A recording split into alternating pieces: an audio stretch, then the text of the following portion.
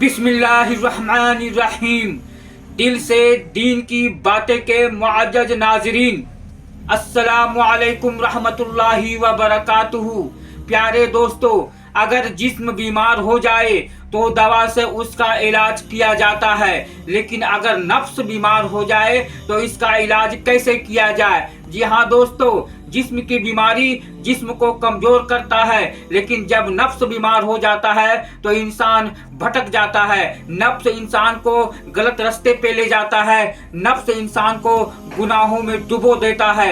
تو اگر انسان کا نفس بیمار ہو جائے تو نفس کا علاج کیسے کیا جائے؟ چلیے ہم سنتے ہیں مولانا رجا ثاقب مصطفیٰ کا یہ بیان، نفس کا علاج. کہ اس نفس کا علاج کیسے کیا جائے، ہمیں آپ کا پتہ بتایا گیا ہے. تو شیخ فرید الدین عطار بولے، نفس نتواں کشت الا باس چیز، بات گوئم یادگیرش اے عزیز. نفس نہیں مرتا، لیکن اگر تین اسلحے تیرے پاس ہوں تو یہ ٹھہر بھی نہیں سکتا. وہ تین اسلحے کون سے ہیں؟ خنجر خاموشی و شمشیر جو، نیزائے تنہائی و ترک ہجو. خاموشی کا خنجر، بھوک کی تلوار اور تنہائی کا نیزہ.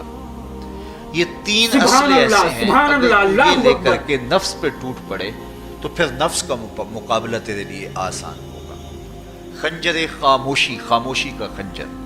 اللہ کے محبوب علیہ السلام نے فرمایا، من صامت نجا، جو خاموش ہو گیا وہ نجات پا گیا. کیونکہ انسان کی زندگی کی زیادہ آفتیں اس کی زبان کی وجہ سے. آپ اپنے گناہوں کا اور میں اپنے گناہوں کا اگر احتساب کروں تو ہمیں سب سے زیادہ گناہ زبان کے ملیں گے. آنکھیں بھی گناہ کرتی ہیں، ہاتھ بھی گناہ کرتے ہیں، پاؤں بھی گناہ کرتے ہیں، بے شک بے شک، لیکن سب سے زیادہ گناہ زبان کرتی ہے. جھوٹ بھی بولتی ہے، غیبت بھی کرتی ہے، شکوہ بھی کرتی ہے، گالی سب و شتم اور کیا کچھ زبان کے گناہ ہیں. اسی لیے اللہ کے محبوب نے فرمایا، جو تمہارے دو جبڑوں کے درمیان ہے یعنی زبان، اور دو ٹانگوں کے درمیان ہے تمہاری پارسائی کی جگہ، تم ان دو چیزوں کی مجھے ضمانت دے دو، میں محمد تمہیں جنت کی ضمانت دے دیتا ہوں. تو انسان کے سب سے زیادہ گناہ زبان کے ہیں اور اس کی پارسائی کی جگہ کے. اللہ اکبر. میرے حضور نے فرمایا، من صمت نجا، جو خاموش ہو گیا وہ نجات پا گیا. خنجر خاموشی، خاموشی کا خنجر نفس کشی کا ایک مؤثر ذریعہ. اور دوسری بات، بشمشیر جو، اور بھوک کی تلوار. تو بھوک سے نفس کا مقابلہ کیا جا سکتا ہے، بھوک کی تلوار سے نفس کا سر کاٹا جا سکتا ہے. اللہ کے محبوب کا فرمان سنیے، یا معاشر الشباب من استطاع منکم الباء فلیتزوج فإنہ اغض للبصر وأحسن للفرج ومن لم یستطع فعلیہ بالصوم فإنہ لہ وجاء. اے جوانوں کے گروہ، تم میں سے اگر کوئی نکاح کرنے کی طاقت رکھتا ہے تو وہ دیر نہ کرے، فی الفور نکاح کر لے. یہ نظر کا اور پارسائی کا محافظ ہے. لیکن اگر تم میں سے کوئی نکاح کرنے کی فی الحال پوزیشن میں نہیں ہے تو وہ کثرت کے ساتھ روزے رکھے. روزے قاطع شہوات ہیں. تو بھوک سے نفس کو جو ہے وہ روکا جا سکتا ہے، اس کو لگام ڈالی جا سکتی ہے. تیسری بات، نیزائے تنہائی، بے شک تنہائی کا نیزہ. فرمایا گیا کہ العافیت فی العزلہ، کہ تنہائی کے اندر ہی عافیت ہے.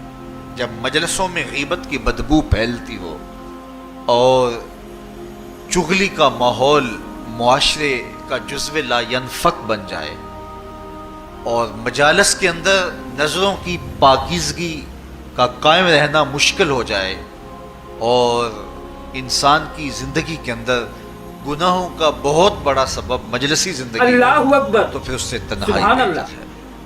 حضرت شاہ نقشبند بخاری فرماتے ہیں کہ فقیر کے لیے سب سے اچھی جگہ اللہ کا گھر مسجد ہے، یا کسی کامل صالح شخص کی صحبت ہے، اور یا پھر تنہائی ہے. چوتھی جگہ ہلاکت کے علاوہ اور کچھ نہیں ہے.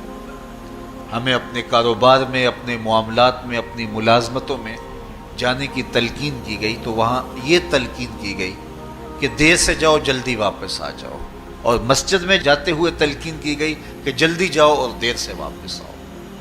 لیکن ہم مسجد کے دروازوں پہ جب دور وجود میں رش دیکھتے ہیں کہ لوگ بہت جلدی نکلنا چاہتے ہیں، حتیٰ کہ کندھوں سے کندھے ٹکرا رہے ہوتے ہیں، کہ جلدی سے باہر نکل جائیں، حالانکہ وہ عافیت کی جگہ ہے، 2 منٹ زیادہ بھی ہو جائیں تو کوئی حرج نہیں ہے۔ اور ایسے لوگوں کو بھی نکلنے میں جلدی کرتے ہوئے دیکھا ہے کہ لگتا تو یہ تھا کہ شاید انہوں نے کسی ضروری کام پہ جانا ہے، لیکن باہر نکل کے بازار میں پھٹے پہ بیٹھے تھے اور مسجد سے نکلنے کی جلدی بہت تھی۔ اللہ اکبر۔ تو مسجد میں جلدی جاؤ اور دیر سے واپس آؤ، اور بازار میں دیر سے جاؤ اور جلدی بے واپس شک آؤ۔ بے شک۔ لیکن ہمارے رویے اس کے برعکس ہو گئے۔ تو تنہائی میں عافیت ہے، خاموشی میں عافیت ہے، اور بھوک میں عافیت ہے۔